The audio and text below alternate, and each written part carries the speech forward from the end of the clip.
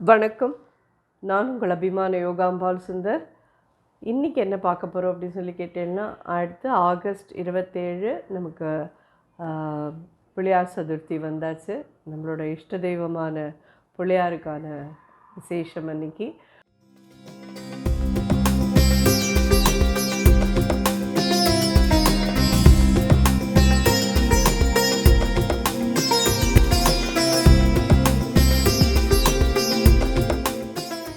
So நம்ம அதுக்கு என்னெல்லாம் பிரசாதம் பண்ணுவோம்னு நிறையா வீடியோவில் நிறையா இது பண்ணியிருக்கோம். பட் இந்த வருஷம் திருப்பியும் ஒரு சின்னதான ஒரு இதோடு போட்டிருக்கேன், அவ்வளோதான்.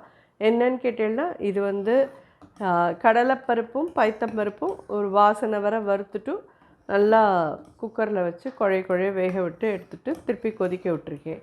ஸோ அதாவது அந்த இதில் ஸ்லோகத்தில் சொல்கிறதே சொல்லுவாள், நெய் சேர்த்து வெள்ளை பாயசம். இதுதான் அவருக்கான ரொம்ப விசேஷமான ஒரு இது. அதுலேயும் இதில் கடலைப்பருப்பு சேர்ந்த பாயசமாக இருக்கணும், அது ரொம்ப விசேஷம். ஸோ அதனால் இது எவ்வளோ பைத்தம்பருப்பு எவ்வளோ கடலைப்பருப்புன்னு கேட்டேன்னா, அதாவது 1 கப் கிட்டக்க பைத்தம்பருப்பு எடுத்துனேன்னா 1/4 கப் கிட்டக்க கடலைப்பருப்பு எடுத்துனேன். புரிஞ்சிருக்கும்னு நினைக்கிறேன். எந்த நீங்கள் கப் எடுத்துக்கிறீங்களோ அதுதான் அளவு. 1 கப் கிட்ட பைத்தம்பருப்பு, 1/4 கப் கிட்ட கடலைப்பருப்பு. இதை நல்லா வாசனை வர வறுத்துட்டு 1:4 தண்ணி விட்டு வேக விட்டு வச்சுட்டேன். இதுக்கு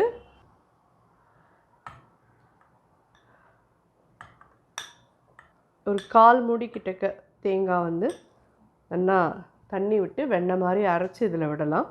பைத்தம்பருப்பு எந்த கப்பால் எடுத்துட்டீங்களோ அந்த கப்பாலேயே 2 கப்பு கிட்ட வெல்லம் நீங்கள் எடுத்துக்கோங்க. அப்போ தான் சரியாக இருக்கும். ஏன்னா தேங்காயெலாம் வேறு நம்ம அரைச்சி விடுறதுனால 2 கப்பு சரியாக இருக்கும். நான் இது மாதிரி வெள்ளை பவுடராக எடுத்துட்டுருக்கேன். 2 கப்பு அளந்து எடுத்து வச்சுருந்தேன், அதை இதில் போட்டிருக்கேன். நல்லா பச்சை வாசனை போக நல்லா கொதிக்கட்டும். மாதிரி 2ம் கலந்ததாக எடுத்துக்கோங்க. இந்த பாயசம் எத்தனை பேருக்கு மாமி சரியாக இருக்கும்னு சொல்லி கேட்டேன்னா, 4 பேருக்கு நிச்சயமாக சரியாக இருக்கும். தாராளமாக போகிறோம். இந்த அளவு 4 பேர் தான் இருக்கும் அப்படின்னா இந்த அளவு எடுத்துக்கோங்க, சரியாக இருக்கும். வெல்லத்தோடு கூட நல்லா கொதிக்கட்டும், பச்சை வாசனை போக. இப்போல்லாம் ஆல்மோஸ்ட் எல்லா கடையிலையுமே கிடைக்கிறது வெல்லைப்பொடி. ஸோ நீங்கள் வெல்லைப்பொடியை போட்டு கூட தாராளமாக பண்ணலாம். பாயசம் பண்ணலாம், அப்பத்துக்கும் கிடைக்கிறதுக்கு எடுத்துக்கலாம். இன்ஃபேக்ட் குழக்கட்டைக்குமே கூட வெல்லைப்பொடியை போட்டு டக்கு, ஏன்னா அந்த வெல்லைப்பொடியில் குப்பை இல்லை, மண் இல்லாத நல்ல ஒரு இதுவாக இருக்குது. ஸோ நீங்கள் அப்படியே யூஸ் பண்ணிக்கலாம். வெல்லமாக இருந்தால் அதை ஒரு தடவை கரைச்சி அதை வடிகட்டி அதுக்கப்புறமா தான் நீங்கள் யூஸ் பண்ணணும். இந்த மாதிரி வெள்ளை பொடியாக கிடச்சிதுன்னா அதை நீங்கள் யூஸ் பண்ணிக்கலாம் பண்ணிக்கலாம். பார்த்தீங்கன்னா நல்லா பச்சை வாசனை போக நல்லா கொதிச்சுட்டு இந்த தேங்காயும் நம்ம நல்லா அரைச்சிட்டோம். இதில் ஆட் பண்ணிடலாம். 1/4 டீஸ்பூன் ஏலக்காய் பொடி போடுறேன். ரொம்பலாம் கொதிக்கணும்னு அவசியம் இல்லை. தேங்காய் அரைச்சி விட்டதுக்கப்புறம் ஒரு கொதி வந்ததுன்னா போகிறோம். நல்லா ஜோராக ரெடியாக எடுத்து இறக்கி வச்சுக்கலாம்.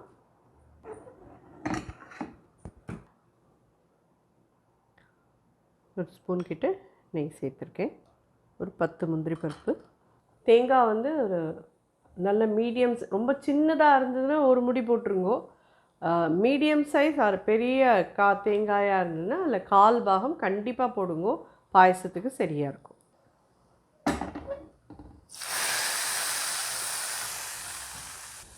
ஜோரான நெய் சேர்த்த வெள்ளை பாயசம் பிள்ளையாரோட நைவேத்தியத்துக்கு தயாராகிடுது. அடுத்தடுத்து பார்க்கலாம். நம்ம நல்லெண்ணெய் ஒரு ஸ்பூன் விட்டுக்கிறேன். இந்த மாவு 2 கப்பு மாவு எடுத்துட்டுருக்கேன். யோகாம்பால்ஸ் கொழுக்கட்டை மாவு இது. இதில் ஒரு சின்ன பிஞ்ச் உப்பு போட்டிருக்கேன். 1 கப் மாவுக்கு 2-2.25 கப் கிட்ட தண்ணி விட்டு நல்லா கரைச்சி வச்சுட்டுருக்கேன். இதை இதில் வைக்கணும்.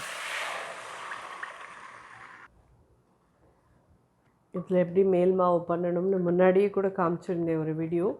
யோகாம்பால்ஸ் கொழுக்கட்டை மாவில் இது ரொம்ப சாஃப்டாக ரொம்ப நல்லா வருது. நீங்கள் எல்லோரும் வாங்கின்றிருப்பேன்னு நினைக்கிறேன். நான் ஒரு 2-3 மினிட்ஸ் கிளறிண்டே இருந்தேனாலே அதாவே அப்படியே கெட்டியாயிடும். இது பார்த்தா உங்களுக்கு கட்டி தட்டின்னு இருக்கிற மாதிரிலாம் இருக்கும், ஆனால் நிச்சயமாக எதுவுமே இருக்காது. நல்ல ஜோராக வரும் கொழுக்கட்டை உங்களுக்கு.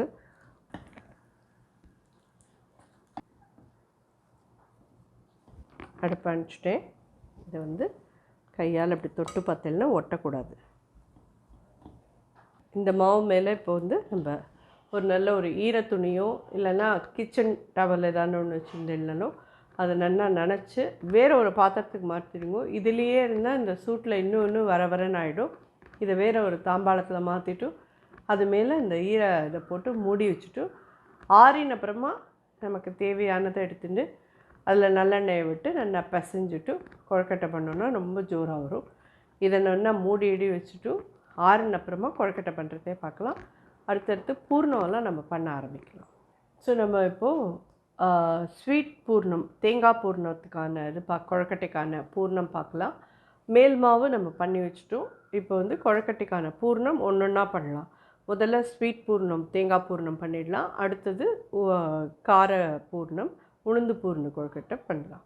இதுக்கு வந்துட்டு ஃப்ரெஷ்ஷாக திருகின தேங்காய் 1 கப் எடுத்துட்டுருக்கேன். அதேமாதிரி 1 கப்பு அதுக்கு 3/4 கப் கிட்டே நீங்கள் நாட்டு சர்க்கரை ஆர் வெள்ளை பவுடர் எது வேணால் நீங்கள் யூஸ் பண்ணிக்கலாம். நம்ம வெள்ளை பவுடர் யூஸ் பண்ணுறோம் 3/4 கப்பு.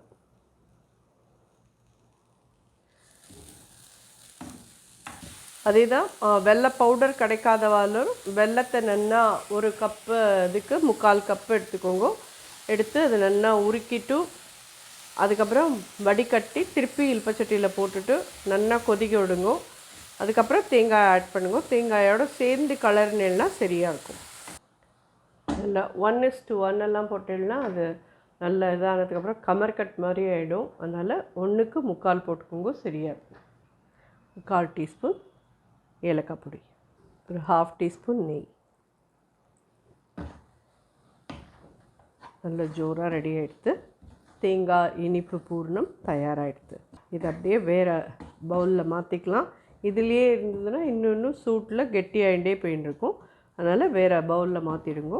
கொழுக்கட்டை பண்ணுறதே பார்க்கலாம். ஸோ இது என்னென்னு கேட்டேன்னா உளுத்தம் பூர்ண கொழுக்கட்டை, கார கொழுக்கட்டைக்கு இது வந்து உளுத்தம்பருப்பு இந்த கப்பால் 1 கப்பு ஊற வச்சுருந்தேன். இதை நல்லா வாஷ் பண்ணிவிட்டு எடுத்துட்டேன். முதல்ல ஒரு தடவை வாஷ் பண்ணிவிட்டு ஊற வச்சுருந்தேன்.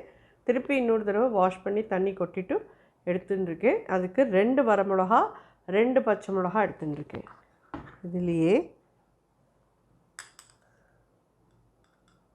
ஒரு 1/2 டீஸ்பூனுக்கு பெருங்காயப்பொடி, ஒரு 1/2 டீஸ்பூனுக்கு உப்பு. நீங்கள் ஜென்ரலாக வடைக்கு அரைக்கிறதே அதுலேயே உப்பு பெருங்காயம் போட மாட்டேன் அப்படின்னு சொல்லிட்டு வடைக்கு அரைக்கிறதே நம்ம வெறும இஞ்சி, பச்சை மிளகா, வரமிளகா, உளுந்து தான் போட்டு அரைக்கணும். மேலே வெளியில் எடுத்துட்டு அப்புறம் தான் பெருங்காயம் உப்பு எல்லாம். பட் இதுக்கு வந்துட்டு கரைன்னு அரைக்கணும். அரைச்சிட்டு இதை வந்து நம்ம வேட்டில் வச்சு எடுக்கணும். அதனால இதுலேயே பெருங்காயம் உப்பு எல்லாம் போட்டே அரைச்சிடணும்.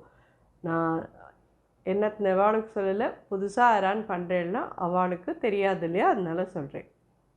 ஸோ இதை கரைன்னு அரைச்சி எடுத்துகிட்டு வந்துட்டு பார்க்குறேன். உங்களை தண்ணி பார்த்தீங்கன்னா நல்லா தலைச்சுட்டு இந்த இதிலெல்லாம் எண்ணெய் தடவிருக்கேன். நல்லெண்ணெய் தேங்காய் எண்ணெய் உங்கள் சௌரியம் போல் தடவிக்கோங்க.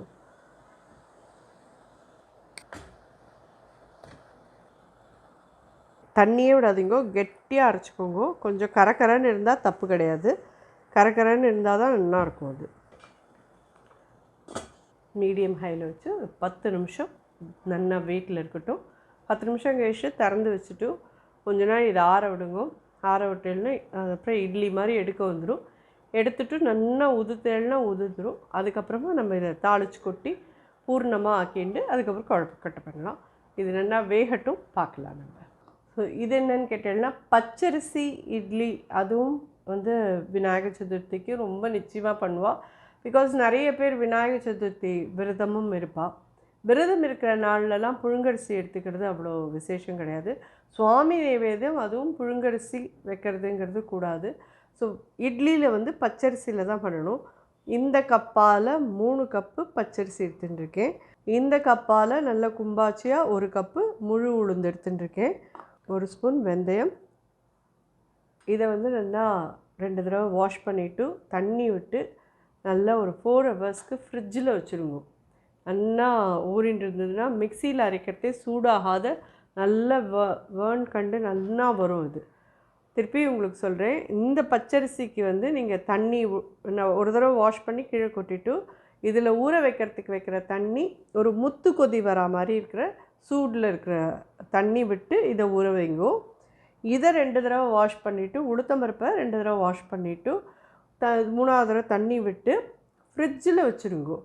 ரெண்டுமே நல்லா ஒரு 4 ஹவர்ஸ் ஊறட்டும்.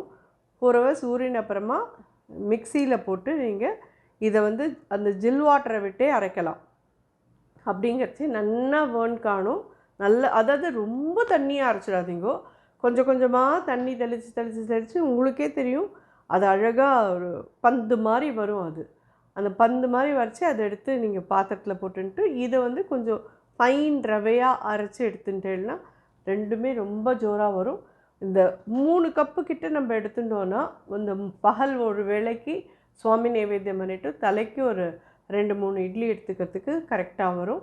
நான் சொல்லியிருக்கிற அளவு உங்களுக்கு கரெக்டாக புரிஞ்சிருக்கும்னு நினைக்கிறேன். பச்சரிசி இட்லிக்கு 3 கப் பச்சரிசி, 1 கப் கும்பாச்சியா உளுத்தம்பருப்பு, ஒரே ஒரு ஸ்பூன் வெந்தயம். இதை நல்லா 4 ஹவர்ஸ் ஊற வைங்கோ. இது கொஞ்சம் வெந்நீர் விட்டு ஊற வைங்கோ. இது ஃப்ரிட்ஜில் வச்சு ஊற வைங்கோ. இந்த ஜில் வாட்டரை விட்டே அரைங்கோ. அரைச்சிட்டு நல்லா ஒரு 8 ஹவர்ஸ் ஃபர்மெண்ட் பண்ணேன்னா ஜோரான பச்சரிசி இட்லி உங்களுக்கு கிடைக்கும். நான் இப்போ பச்சரிசி இட்லி உங்களுக்கு வாத்து காமிக்கிறேன். ரொம்ப நல்லாயிருக்கும். ரொம்ப நாள் வச்சுக்க முடியாது, அவ்வளோதான். 2-3 நாளுக்குள்ளே ஆக்கிடுங்க. இந்த 3 கப் பண்ணோன்னா நமக்கு ஒரே நாளில் ஆகிடும். நான் நெக்ஸ்ட்டு உங்களுக்கு இட்லி வாத்து காமிக்கிறேன். ஏன்னா நான் நேற்றுக்கே அரைச்சி வச்சுட்டேன். நான் இப்போ உங்களுக்கு காமிச்சு நாளைக்கு அரைச்சி அது அப்படிங்கிறது ஆகாதுங்கிறதுனால நான் நேற்றுக்கே அரைச்சி வச்சுட்டேன். அளவு மட்டும் நான் என்ன எடுத்துட்டேன்றது உங்களுக்கு காமிச்சிட்டேன். நான் வந்து இட்லி வாத்து உங்களுக்கு காமிக்கிறேன். ஸோ இப்போ என்ன பார்க்க போகிறோம் அப்படின்னு சொல்லி கேட்டீங்கன்னா, உளுந்து வடைக்கானது தான் நினச்சி வச்சுருக்கேன். நல்லா ஒரு 4 ஹவர்ஸாகவே 3 ஹவர்ஸாக ஊறின்னு இருக்குன்னு வச்சுக்கோங்களேன். ஸோ இதோட கூட இப்போ நம்ம என்ன போட போகிறோன்னா 2 பச்சை மிளகா போடுறேன், 1 வரமிளகா போடுறேன், 2 துண்டும் இஞ்சி போடுறேன். இது நல்லா வாஷ் பண்ணிவிட்டோம். இந்த உளுத்தம்பருப்பை போடலாம். கொஞ்சம் கொஞ்சமாக தண்ணி தெளித்து நல்ல பந்து மாதிரி அரைக்க முடியும் மிக்சிலேயே. நிறைய பேருக்கு வந்து கிரைண்டரில் அரைச்சா மட்டும்தான் வடை வரும் அப்படின்னு சொல்லி நினச்சிட்டுருக்கா. கண்டிப்பாக இல்லை. மிக்சியில் நல்ல ஜோராக வடை வரும், நன்னாவே வரும், கிறிஸ்பியாகவும் இருக்கும். நன்னா ஒரு மெத்துன்னு நிறைய நாளைக்கு அடைக்காமல் நல்ல ஜோராக வரும். ஸோ இது வந்து எத்தனையோ வீடியோவில் நான் அரைச்சும் காமிச்சிருக்கேன் உங்களுக்கு. தண்ணி ஒரேடியாக விட்டுறக்கூடாது. முதல்ல ஒரு 1/4 கப் விட்டுக்கோங்கோ, நல்லா அரைங்கோ. சைடெல்லாம் நல்லா நகர்த்தி விடுங்கோ, திருப்பி அரைங்கோ. தண்ணி தேவையாக இருந்ததுன்னா ஸ்பூனாக விட்டு அதுக்கப்புறம் அது ஃபுல்லாக இப்படி ரொட்டேட் ஆகிற மாதிரி அரையும். இல்லைன்னா உள் சைடாக ரொட்டேட் ஆகி அரையும். அது ரொம்ப பார்க்குறதுக்கே அழகாக இருக்கும். அப்போ தான் இந்த வடை மாவு வந்து நல்ல ஜோராக பந்து மாதிரி வருதுன்னு அர்த்தம். அதுக்கப்புறம் அதை வெளியில் எடுத்துகிட்டு உப்பு போட்டு பெருங்காய பொடி போட்டு நெய்யை விட்டுட்டு நம்ம கையால் நல்லா அடித்து ஒரு 10 நிமிஷம் பண்ணினோன்னா அதில் ஏர் பபிள்ஸ்லாம் நல்லா போய்க்கும். அதுக்கப்புறமா வடை தட்டலாம். நல்லா ஜோராக இருக்கும், வடை தட்டலாம். ஸோ இன்றைக்கி பார்க்கலாம். இப்போ நம்ம நான் எப்பயுமே சொல்கிற மாதிரி எங்கள் இடத்துல வடை மாஸ்டர் ஒத்திருக்கா. என் பொண்ணு ஜோராக வடை கரைப்போம். நான் அந்த வடை இதை போட்டு அவள்கிட்ட தான் கொடுக்க போகிறேன். அரைச்சி கொடுத்துருவோம். நான் உங்களுக்கு காமிக்கிறேன் அவள் அரைச்சி கொடுத்ததும். ஸோ நம்ம இப்போ என்ன பண்ண போகிறோம் அப்படின்னு சொல்லி கேட்டீங்கன்னா, அப்பம் ரொம்ப விசேஷம். ஸோ கோதுமை மாவு 1 கப் எடுத்துட்டுருக்கேன். ஒரு வாழைப்பழம் அதில் போட்டிருக்கேன். நான் 1 டேபிள் ஸ்பூன் கிட்ட அரிசி மாவு போட்டுக்கோங்க போதும். கோதுமை மாவு எடுத்துட்டதுலேருந்து 3/4 பாகம் வெல்லம் போட்டுக்கோங்க போதும். 1/4 டீஸ்பூன் ஏலக்காய் பொடி. எல்லாம் நல்லா மிக்ஸ் பண்ணிக்கலாம். நல்லா கனிஞ்ச பழமாக இருக்கட்டும். கொஞ்சம் காவட்டாக இருந்தால் நல்லா இருக்காது. இல்லை வாழைப்பழமே எங்களுக்கு வேண்டாம் அப்படின்னா நீங்கள் வாழைப்பழம் போட வேண்டாம். சில பேருக்கு வாழைப்பழத்தோட டேஸ்ட் பிடிக்காது. அதனால் உங்களுக்கு வேண்டாங்கிறவா போட்டுக்காதீங்க.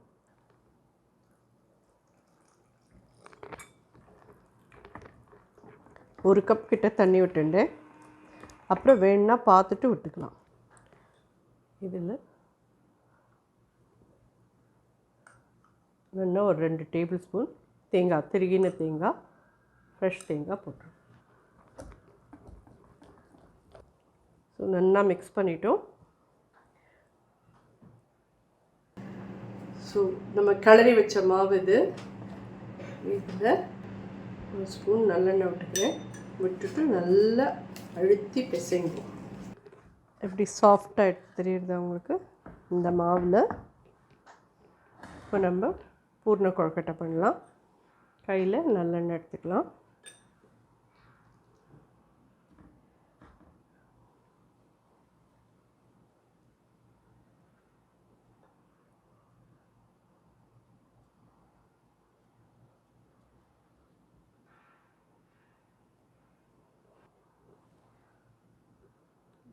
பூர்ணத்தை உள்ளே ஸ்டஃப் பண்ணிவிட்டு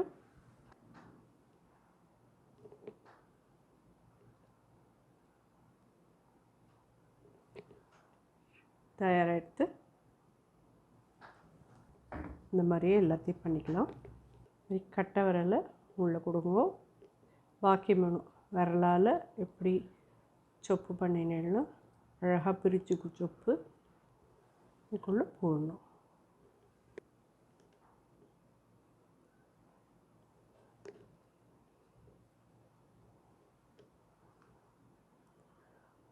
கொழுக்கட்டை தயார். ஸோ இதை நல்லா முதல்ல கீழே தண்ணி விட்டு அதை நல்லா கொதிக்கட்டும். அதுக்கப்புறமா இதை மேலே வச்சுட்டு மூடி போட்டு ஒரு ஈடையும் ஒரு 10 நிமிஷம் நல்லா வேக வச்சு எடுத்துக்கோங்க. ஜோராக கொழுக்கட்டை வரும். அதேமாதிரி நீங்கள் எடுத்த கையோட உடனே கொட்டாதீங்கோ, பிஞ்சு போயிடும். கொஞ்ச நாள் அப்படியே ஆற விட்டுருங்கோ. ஆறுனதுக்கு அப்புறமா ட்ரான்ஸ்ஃபர் பண்ணலாம். நான் இப்போது உங்களுக்கு வேக வச்சுட்டு காமிக்கிறேன். தண்ணி நல்லா தலைச்சுட்டு இது எல்லாத்தையும் வீட்டில் வச்சுருக்கோன்னா மீடியம் ஹையில் வச்சுருக்கேன். ஒரு 10 நிமிஷத்தில் இது ரெடி ஆகிடும். 10 நிமிஷம் கழிச்சு பார்க்கலாம். இதில் இது 10 நிமிஷமாக நல்லா வெந்துருக்கு. அடுப்பு அணைச்சிட்டேன். நல்லா அப்படியே ஒலை புரட்டும். உடனே அப்படியே கவுத்தோன்னா எல்லாம் பிஞ்சு போகும். ஒரு 10 நிமிஷம் இது அப்படியே இருக்கட்டும். அதுக்குள்ளே நம்ம அந்த பூர்ண கொழுக்கட்டை, கார பூர்ண கொழுக்கட்டை இருக்குது இல்லையா, உளுந்து பூர்ண கொழுக்கட்டை, அதை பண்ணிவிட்டு அதுக்கப்புறம் இதை கட்டிட்டு வாழையிலையை போட்டு திருப்பி அதை வேக வச்சோன்னா சரியாக இருக்கும். அதுமாதிரி மாற்றி மாற்றி பண்ணிட்டா தான் நல்லா இருக்குமே ஒழிய உடனே கொட்டினேன்னா இது பிஞ்சு போயிடும். ஒரு 10 நிமிஷம் இது ஆறட்டும், எடுத்துக்கலாம். இது உளுத்த பூர்ண கொழுக்கட்டையோட வெயிட்டில் வச்சோம் பார்த்தீங்களா, அது இட்லி மாதிரி நல்லா ஆனதுக்கப்புறம் இப்படி எடுத்து உதுத்து வச்சாச்சு. இதை தேங்காய் எண்ணெய் ஒரு ஸ்பூன் கிட்ட விட்டுருக்கேன். கடுகு ஒரு 1/4 ஸ்பூன் போட்டுக்கோங்க. சில பேர் இதில் உளுத்தம்பருப்பு போடுவா. நான் உளுத்தம்பருப்பு, ஏன்னா அதுவே உளுத்தம்பருப்புங்கிறதுனால எகெயின் நான் மேலே உளுத்தம்பருப்பு போட மாட்டேன். ஸோ இதுலேயே நல்ல மிளகாலாம் நல்லா 2 வச்சுருக்கோன்றதுனால நல்ல காரசாரமாக இருக்கும்.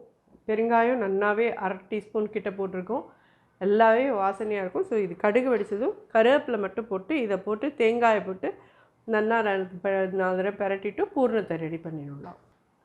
பார்க்க போனீங்கன்னா எங்கள் ஆத்துலலாம் ஸ்வீட் கொழுக்கட்டையோட கார கொழுக்கட்டை தான் எல்லாருக்குமே ரொம்ப பிடிக்கும். அது ரொம்ப ஒரு டிஃப்ரெண்ட்டாக ரொம்ப ரொம்ப நல்லாயிருக்கும் அப்படின்னு சொல்லிட்டு எல்லாருமே விரும்பி சாப்பிடுவா. இது அதுவும் ஈக்குவலி பிடிக்கும். பட் அதை விட இது ரொம்ப பிடிக்கும் எல்லாருக்கும். கடுகு வச்சுட்டு ஒரு 6 கருவேப்பிலை போட்டு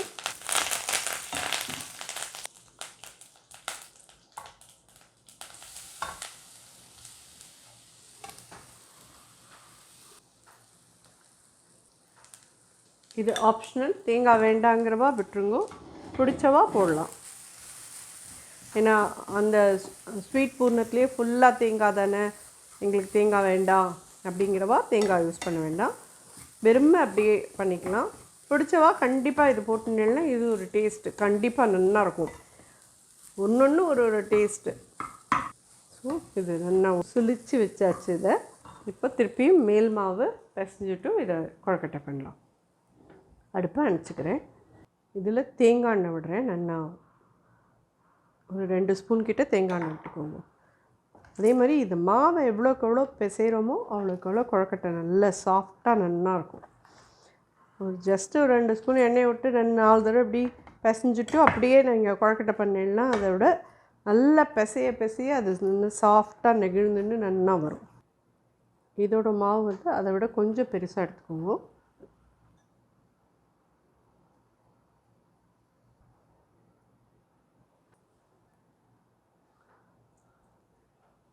ஸ்பூன் எடுத்து இதுக்குள்ளே இப்படி வைங்க.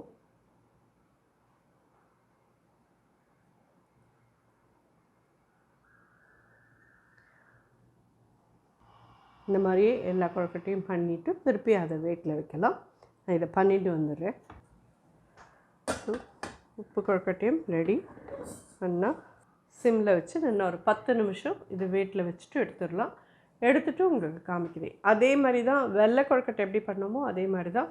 டக்குன்னு கொட்டக்கூடாது. எடுத்துகிட்டு ஒரு 5 நிமிஷம் பொறுமையாக விடுவோம். அதுக்கப்புறம் மாற்றிட்டேன்னா உடையாமல் நல்லாயிருக்கும். ஸோ இது 10 நிமிஷம் வேகட்டும், பார்க்கலாம். இதெல்லாம் நல்லா கரைச்சி வச்சு ஒரு அரை மணி ஆகிடுத்து. நல்லா இந்த மாதிரி 1/2 hour ஊறினா போதும். நான் இதில் வந்து நெய் கொஞ்சம் எண்ணெய் கொஞ்சமாக விட்டு இது பண்ணியிருக்கேன். இல்லை எங்களுக்கு எண்ணெய் மட்டும் போகிறோன்னா நீங்கள் எண்ணெய் மட்டும் விட்டுக்கோங்க. இல்லை நெய்லேயே பண்ணிக்கிறோம் ஃபுல்லானா நெய்யே விட்டுக்கோங்க.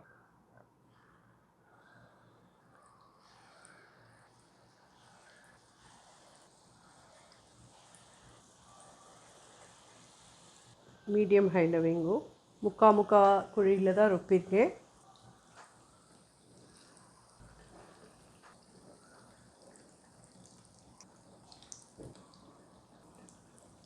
நிதானமாக இருக்கட்டும். அப்போ தான் அது நல்லா உள்ள வரைக்கும் போய் வேகும்.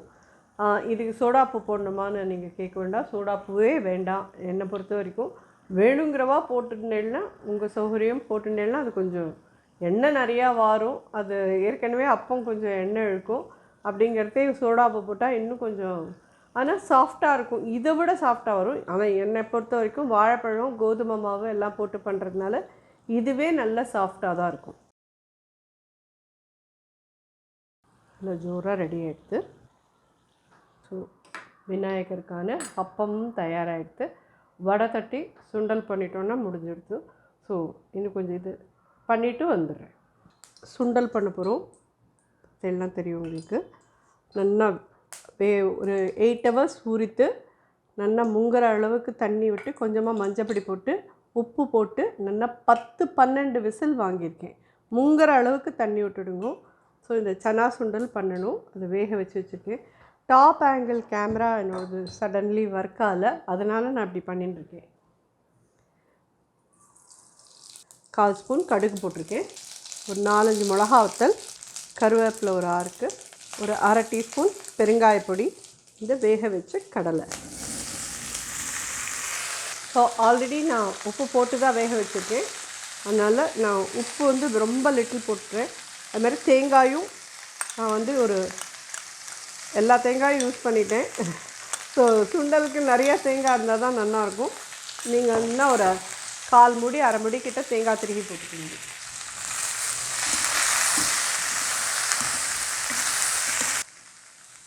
கொஞ்சமாக ஒரு சின்ன பிஞ்ச் உப்பு போடுறேன். ஏன்னா நம்ம வடிகட்டி எடுக்கிறதே இந்த தண்ணியோட கூட கொஞ்சம் உப்பு போகும் அப்படிங்கிறதுனால கொஞ்சமாக போட்டிருக்கேன். அவ்வளோதான். ஸோ ஜோராக ரெடி ஆகிடுச்சு சுண்டலும். அடுத்த ஐட்டம் பார்க்கலாம். வடை நாம் அரைக்கிறதே காமிச்சேன். இஞ்சி, பச்சை மிளகா, வரமிளகா, உளுந்து எல்லாம் சேர்த்து போட்டு அரைச்சோம். அந்த மாவில் இப்போது ஒரு ஸ்பூன் நெய் விட்டுருக்கேன். அப்புறம் பெருங்காயப்பொடி ஒரு அரை டீஸ்பூன் போட்டிருக்கேன். அப்புறம் நல்லா அது எல்லாத்தையும் மிக்ஸ் பண்ணி கையால் தூக்கி விட்டு நல்லா மிக்ஸ் பண்ணி எடுத்து வச்சுருக்கேன். ஸோ இதை நம்ம வடையாக தட்ட போகிறோம். எண்ணெய் காஞ்சதும் வடை தட்டிடுறேன். ஹோப் இந்த புளியார் சதுர்த்திக்கு எல்லாமே நம்ம பண்ணியிருக்கோம். நீங்கள் உங்களுக்கு என்னெல்லாம் முடியுமோ. இதை தவிர என்ன பண்ணுவா அப்படின்னு சொல்லி கேட்டேன்னா பச்சரிசி இட்லி எப்படி பண்ணணும்னு சொல்லி சொன்னேன். இட்லி நான் வாத்து வச்சுட்டு அதை உங்களுக்கு அப்படியே இதில் காமிக்கிறேன். நம்ம இவ்வளோ தான் பண்ணுவோம். இதை தவிர எள்ளு பூர்ண கொழுக்கட்டை பண்ணுறீங்கவா கண்டிப்பாக எள்ளு பூர்ண கொழுக்கட்டை பண்ணிக்கோங்க. பிடி கொழுக்கட்டை சில பேர் பண்ணுவா, சில பேர் நெய் கொழுக்கட்டை பண்ணுவா. இதெல்லாம் உங்களுடைய சௌகரியம். உங்களுக்கு என்ன இது இருக்கோ அதெல்லாம் உங்களுக்கு என்ன பிரார்த்தனை இருக்கோ அது பேஸ்ட் ஆன் தட் நீங்கள் பண்ணுங்க. அதை தவிர வந்து பழங்கள்லாம் வாங்கி வைங்க. நிச்சயமாக தேங்காய் உடைச்சி பிள்ளையாருக்கு நைவேத்தியம் பண்ணுங்க. அருகம்புல்லால் அர்ச்சனை பண்ணுங்க. நான் அந்த கதையெல்லாம் உங்களுக்கு சொல்லியிருக்கேன். இதுக்கப்புறமா நான் கதை வந்து உங்களுக்கு தனியாக உங்களுக்கு ரெக்கார்ட் பண்ணி சொல்கிறேன். நான் இது பண்ணுறதையே சொல்லலை. கஜமுகாசுரன்னு ஒரு அசுரன் இருக்கான். அவன் வந்து தனக்கு சாகாவரம் வேணும் அப்படின்னு சொல்லிட்டு பெருசாக சிவபெருமானை நோக்கி தவம் இருக்கான். சிவபெருமான் வந்து அனுகிரகம் பண்ணுறார். என்னப்பா வேணும் உனக்கு அப்படின்னு சொல்லி கேட்டு சாகா வரவெல்லாம் கொடுக்க முடியாதுப்பா, வேறு ஏதாவது கேளு அப்படிங்க. உடனே வந்து ஏன்னா அவர் முன்னாடி நிறைய பேருக்கு கொடுத்துட்டு மாட்டின்னு இருக்கு, அவருக்கே அது பெரிய ஆப்பாக இருந்திருக்கு. அதனால் உனக்கு வேறு ஏதாவது கேளுப்பா அப்படின்னு சொல்லி கேட்பேன். அப்போது அவன் சொல்லுவான், எனக்கு எந்த ஆயுதத்தினாலையும் மரணம் வரக்கூடாது அப்படின்னு சொல்லி கேட்பான். சரி, ஓகே, அடுத்தது அப்படின்பேன். வந்து எனக்கு அதாவது செத்து போனால் தானே அடுத்த பிறவிங்கிறது, எனக்கு பிறவியே இருக்கக்கூடாது அப்படின்னு ரொம்ப சாமர்த்தியமாக கேட்பான். அவ்வளோதானப்பா, சரி நான் அனுகிரகம் பண்ணுறேன் அப்படின்ட்டு அவர் போயிடுவார். எள்ளும் கொள்ளும் வெடிக்கிறதும்பா, இதை நல்லா வெடிச்சுடுத்துது. பார்த்தா நம்ம எவ்வளோ ஈரத்தோடு போட்டோம், இப்போ இது இவ்வளோ ட்ரை ஆகிடுத்து பாருங்க. அப்போது அவன் சொல்லுவான், உடனே இது அவனுடைய இந்த வரத்தை வாங்கிட்டு இவன் ஆட்சி செய்கிறதுக்கு வருவான். அவனுடைய மனைவி வந்து பார்வதி தேவியோட ஒரு பெரிய பக்தை. அவள் வந்து அவ்வளோ ஒரு பதிவிரதை, அவ்வளோ ஒரு நல்ல இவன் வந்து ரொம்ப அதுவும் இவனுக்கு பிடிக்காத ஒரு பெரிய இதுன்னா பரமேஸ்வரனோட புள்ள விநாயகரை அவனுக்கு பிடிக்காது. ஸோ தேவர்களெல்லாம் கூப்பிட்டு, நீங்கள் என்ன அவனுக்கு போய் குட்டிக்கிறேன் தோப்பு கர்ணம் போடுறேன், எனக்கு முன்னாடி தோப்பு கர்ணம் போடுங்க, அவனுக்கு தாப்பில் போடுறத நீங்கள் எனக்கு முன்னாடி போடுங்கன்னு சொல்லிவிட்டு விநாயகருக்கு முன்னாடி போட வேண்டாம், எனக்கு முன்னாடி 1000 தோப்பு கர்ணம் போடுங்கன்னு சொல்லி தேவர்களெல்லாம் ரொம்ப கொடுமைப்படுத்துவான். விதவிதமாக இது பண்ணிட்டு இருப்பான். தேவர்கள்லாம் இவனுடைய கொடுமைகள் தாங்காமல் விநாயகர்கிட்டே போய் சொல்லுவாள், ரொம்ப கஷ்டப்படுறோம், நீங்கள் தான் எங்களை எல்லாரையும் காப்பாற்றணும் அப்படின்னு சொல்லி சொல்லுவாள். அப்போது இவர் வந்து அவனுடைய போர் புரியறதுக்கோசரம் கிளம்புவார். இதை தெரிஞ்சுட்டு அவனுக்கு கஜமுகாசுரனோட மனைவி வந்து ஒரு கௌரி நோன்பு இருந்து அம்பாள்கிட்ட வேண்டிப்போ, இது மாதிரி உங்கள் பிள்ளையே அவரை வதம் பண்ணுறதுக்கு வரார், என்னுடைய தாலிக்கு எந்த விதமான பங்கமும் வராமல் இருக்கணும்னு நீங்கள் தான் எனக்கு ஆசீர்வாதம் பண்ணணும், நீங்கள் தான் எனக்கு துணை இருக்கணும்னு அம்பாளை வேண்டிப்போம். ஓகே, நான் கண்டிப்பாக நான் பார்த்துக்கிறேம்மா, நீ கவலைப்படாத, நீ என்னுடைய பக்தியாக இருக்க, உனக்கு நான் அந்த மாதிரி ஒரு துக்கத்தை வர விட்டுருவேனான்னு சொல்லிவிட்டு அம்பாள் அவளுக்கு அனுகிரகம் பண்ணுவோம். அப்பா அந்த மாதிரி வரம் கொடுத்துட்டார், அம்மா இப்படி ஒரு வரம் கொடுத்துருக்கா. புள்ள என்ன பண்ணுவார் பாவம். இவர் வந்து அவரோட யுத்தம் பண்ணுறதுக்கு வரைச்சி யுத்தம் நடந்துகிட்டே இருக்கும். பட் அவனுக்கு எந்த ஒரு அஸ்திரத்தினாலையுமே அவனுக்கு இதே ஆகாது. அப்போது இவருக்கு என்னதான் இவனுக்கு இது இருக்குது அப்படின்னு சொல்லிவிட்டு, அப்பா அவனுக்கு என்னதான்ப்பா வரும் அப்படின்னு சொல்லி அப்பாட்ட கேட்பார். அப்பா ஆசிரியரியா, அவனுக்கு எந்த அஸ்திரத்தினாலையும் மரணம் இல்லைன்னு நான் கொடுத்துருக்கேன்ப்பா அப்படின்னு சொல்லி சொல்லுவார். அதே மாதிரி அவனுக்கு மறுபிறவு கிடையாது அப்படின்ற வரமும் இருக்குது அப்படின்றது சொல்லிடுவார். உடனே என்ன பண்ணுவான்னா, இவர் வந்து தன்னுடைய தந்தத்தை உடச்சி அவனை இது பண்ணுவார், குத்திடுவார். ஆனால் அவனுக்கு மரணம் ஏற்படாது. ஸோ இவன் என்ன பண்ணுவார், அதுக்குள்ளே அவன் அம்மா வந்து, நான் வந்து என்னுடைய பக்தைக்கு வந்து நீ அவனை வதம் பண்ண மாட்டேன்னு நான் வரம் கொடுத்துருக்கேன், அவளுக்கு தீர்க்க சமங்காலியத்தோடு வைக்கிறேன்னு சொல்லியிருக்கேன், நீ அவனை ஒன்றும் பண்ணக்கூடாது அப்படின்னு சொல்லி பேசிகிட்டே இருப்பாள். இந்த கஜமுகாசுரன் என்ன பண்ணுவான்னா, இந்த இதில் இப்படியே ஓடிடணும்னு சொல்லிவிட்டு குட்டி மூஞ்சோராக மாறுவார். மூஞ்சோராக மாறி இப்படியே ஓடப்போவர். அப்போ விநாயகர் பார்த்துட்டு தன்னுடைய இடது காலை தூக்கி அந்த மூஞ்சோர் மேலே வச்சுடுவார். மூஞ்சோர் மேலே வச்சதும் அந்த க்ஷணமே அவனுக்குள்ளே இருந்த தீய எண்ணங்கள் எல்லாம் அழிஞ்சு விநாயகருக்கு வந்து தான் வந்து ஒரு வாகனமாக இருக்கணும் அப்படின்னு ஒரு எண்ணம் வந்துடும் அவனுக்கு. ஆனால் வந்து அவ்வளோ பெரிய உருவத்துக்கு அவ்வளோ சின்ன ஒரு வாகனமாக நம்ம கேட்டோன்னா, அவர் அந்த வாகனத்துக்கு வந்து அவர் வெயிட்டே கொடுக்காம அந்த வெயிட் தனக்கு வாகனமாக அந்த மூஞ்சோரை வச்சுட்டுருக்கு. அதே மாதிரி அவனுக்கு வந்து முக்தி கொடுத்து அவன் தன்னுடைய மூஞ்சோராக அவரை அந்த கஜமுகாசுரனை ஆக்கி வச்சுட்டுருக்கு.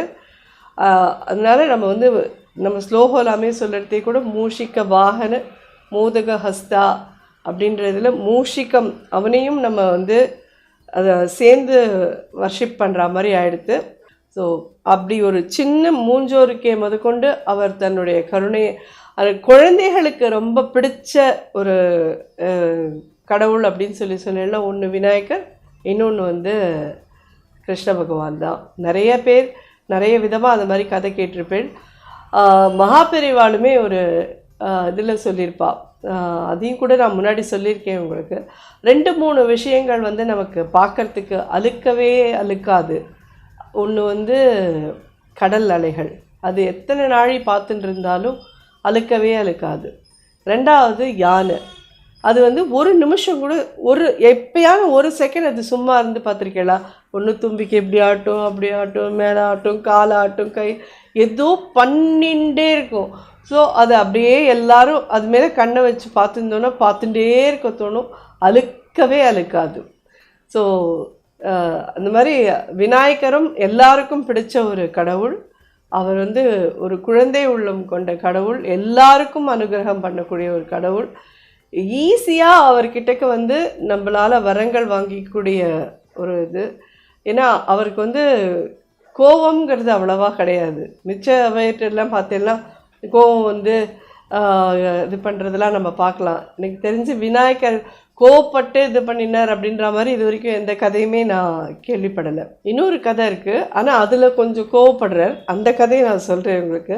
துளசி வந்து விநாயகரோட பூஜைக்கு நம்ம எடுத்துக்கிறது இல்லை. ஏன்னு கேட்டீங்கன்னா, அதாவது முன்னாடி வந்து விநாயகர் வந்து ஒரு யமுனா நதிக்கரையில் உட்காந்துட்டு தபஸ் பண்ணிட்டு இருப்பாராம். அப்போ துளசி வந்து அங்கே யமுனா நதிக்கரைக்கு வந்து ஸ்நானம் பண்ணிவிட்டு அங்கே இருக்கிற பக்கத்தில் இருக்கிற கோவிலுக்கு போகிறதுக்கோசரம் வருவோம். விநாயகரோட ஒரு நல்ல ஒரு தேஜஸான இதை பார்த்து ரொம்ப மயங்கி போய் அவரை கல்யாணம் பண்ணிக்கணும்னு ஆசைப்படுவோம். அப்போது ஒரு நாளைக்கு போய் அவரை அப்ரோச் பண்ணி இந்த மாதிரி நான் உங்களை கல்யாணம் பண்ணிக்கணும்னு ஆசைப்பட்றேன் அப்படின்னு சொல்லுவோம். இப்போ விநாயகர் சொல்லுவார், நான் வந்து எங்கள் அம்மா மாதிரியே எனக்கு பொண்ணு வேணும், எங்கள் அம்மா மாதிரியே எனக்கு பொண்ணு கிடைக்கணும்னு சொல்லிவிட்டு நான் பிரார்த்தனை பண்ணிட்டு நான் தபஸ் பண்ணிட்டு இருக்கேன், ஒன்றெல்லாம் நான் கல்யாணம் பண்ணிக்க முடியாது அப்படின்னு சொல்லிவிடுவேன். உடனே துளசிக்கு ரொம்ப எப்படி நம்மளை இது பண்ணிட்டாருன்னு சொல்லிவிட்டு கோவம் வந்துடும். நீங்கள் உங்கள் அம்மா மாதிரியெல்லாம் பொண்ணு கிடைக்காது, உங்களுக்கு கல்யாணமே ஆகாமல் போகும், இல்லைன்னா உங்கள் அம்மா மாதிரி உங்களுக்கு பொண்ணு கிடைக்காது போட்டோம் அப்படின்னு சொல்லி அவர் சபிப்போம். உடனே விநாயகருக்கு வந்து அந்த க்ஷணம் கோவம் வந்துடும். இது எப்படி சொல்லுவோம் அப்படின்னு சொல்லிட்டு, அது எப்படி நீ சொல்லலாம், அதை நீ சொல்லக்கூடாது அப்படி சொல்லிவிட்டு அவர் உடனே விநாயகர் வந்து என்னுடைய பூஜைகளுக்கு நீ வந்து உகந்தவளே கிடையாது, உடனே நான் வந்து கல்யாணமும் பண்ணிக்க மாட்டேன், இந்த ஜென்மா முடிஞ்சு நீ வந்து அடுத்த ஜென்மாவில் வந்து மகாவிஷ்ணுவுக்கு பிரீதியான ஒரு இதுவாக நீ பிறப்பெடுத்து நீ வந்து மகாவிஷ்ணுவை போய் அடைஞ்சு அவருக்கு ஒரு இதுவாக இருக்கணுமே ஒழிய என்னுடைய பூஜைகளில் இனிமேல் நீ இருக்கக்கூடாது, உன்னை துளசி வச்சு எனக்கு இனிமேல் பூஜைகள் கிடையாது அப்படின்னு சொல்லிடுவோம். ஒரு சில இதில் பார்த்தீங்கன்னா விநாயகருக்கு வந்து கல்யாணமே ஆகாத இதுவாக இருக்கிறதா தான் சொல்லுவாள். ஒரு சில இதில் வந்து சித்தி புத்தின்னு 2 பேர் இருக்கிறதா சொல்லுவாள்.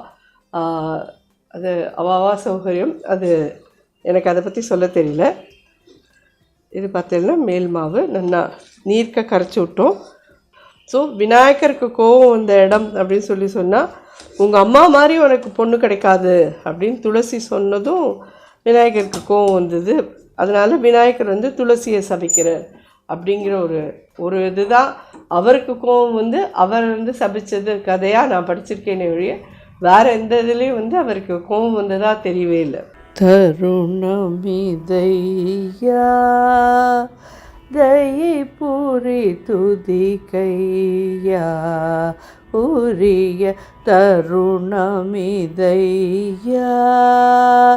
தயை பூரி துதிக்கையா உரிய தருணமிதையா தயை பூரி துதிக்கையா உரிய தருணமிதை யாதையை பூரி துதி கையா உரிய தருணமிதை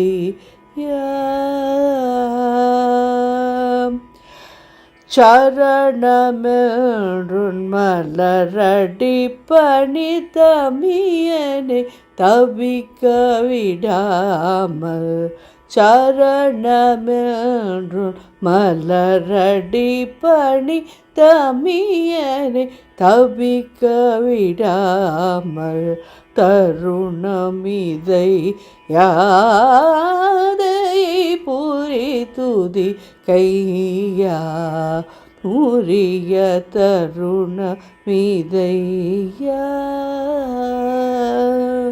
உன்னருள் நல்லதோ துணை நீயுலகில் இல்லையே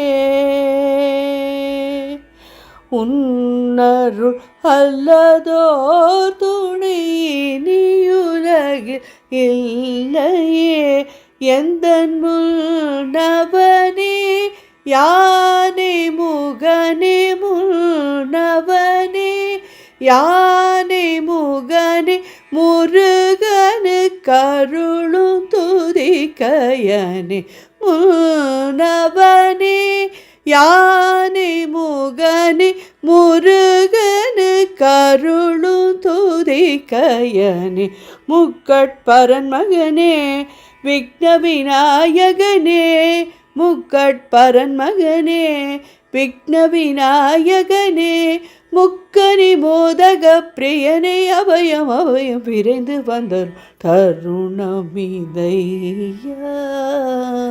முக்கட்பரன் மகனே விக்ன விநாயகனே முக்கனி மோதக பிரியனே அபயம் அபயம் விரைந்து வந்தருள் தருணம் இதை யாதையை பூரி துதிக்கையா உரிய தருணமிதையா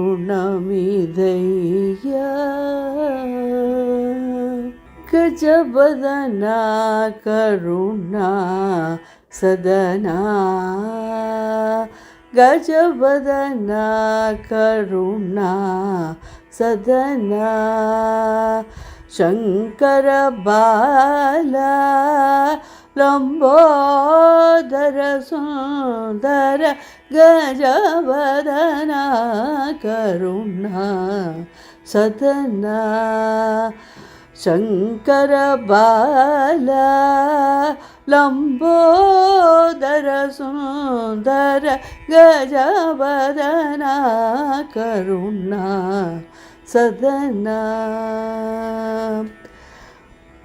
अजनमरेन्द्रनु मुनिवरु पणियु अजनमरेन्द्रनु मुनिवरु पणियु पंकज चरण चरणो चरणो श्री गजवदना करुणा शरणा